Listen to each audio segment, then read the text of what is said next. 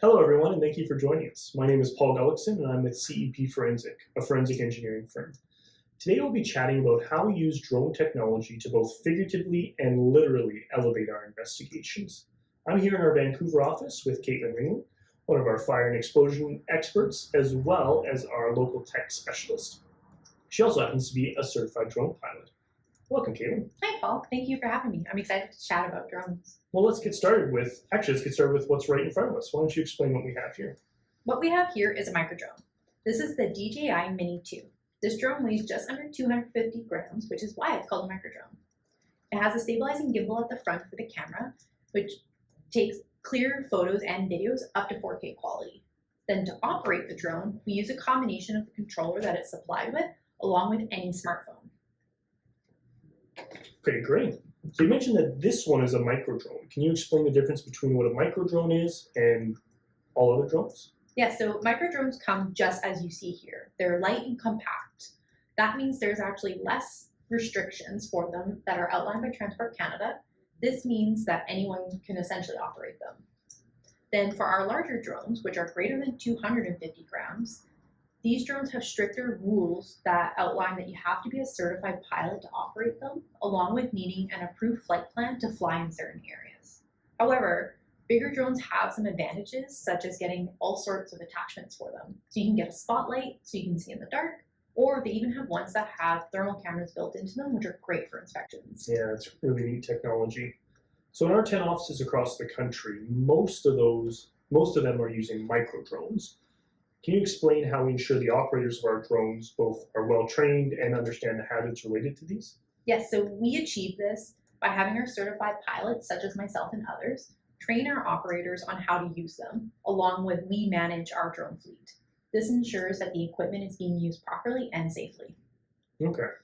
So now that we've talked about the technology that we have, now let's talk about how we use this technology. So at CEP Forensic, we have many different experts, and that means we get all different types of investigations. So why don't you walk us through how we use drone technology in those investigations? So on a general note, we use drones for overview shots, aerials, or even that kind of different perspective than your conventional photography.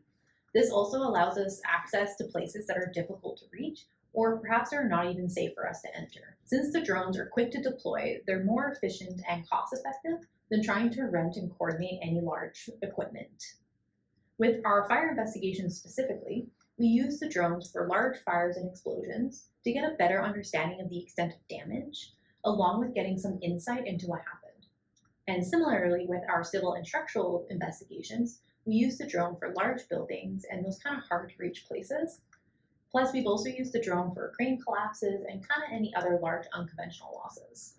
Right, and on the collision reconstruction side of things, which is the group I'm with, I find this drones really useful for when we're doing site examinations. They can get a great aerial shot of fresh physical evidence, as well as you can do video fly-throughs that can give a really neat perspective. But in addition to photos and videos, we also have access to 3D software, which you, again, are kind of our technical specialist on this. So why don't you explain how we use that technology? Yes, so when you take the photos and videos, I take those and render them in a specialized software. This takes that 2D perspective and creates a 3D model in which you can interact with. We also can produce orthomosaics, which is an undistorted image consisting of multiple aerial shots that provides great detail and clarity, which we can measure from. This technology is used to produce various models and buildings of scenes and such. This is very important to us because you never know when a building is going to get excavated or a scene cleared. So this allows us to document the physical evidence before it disappears. Yeah, really important. In addition, I find it really useful to actually drop into that 3D world that we've created while doing our analysis. You can really take a look around, figure out what's happening, and we can actually share that perspective with other people so they can be like they were at the scene with us. Yeah, this technology is pretty advanced and continuously growing. Agreed. So what we talked about today regarding drones, their use in investigations, and 3D modeling is really only one aspect of the technology we use at CEP Forensic. Our experts are always researching and challenging themselves to continue to be leaders in their forensic fields, which means adopting new methods and seeking out that new technology. Thank you, Caitlin, for joining us and sharing all your insight into this. Yes, thank you for having me. It's been a pleasure. If you have any questions about this service or any other services with CEP Forensic, please don't hesitate to reach out to us. You can call us, write to us, or visit our website at cep-experts.ca. Thank you.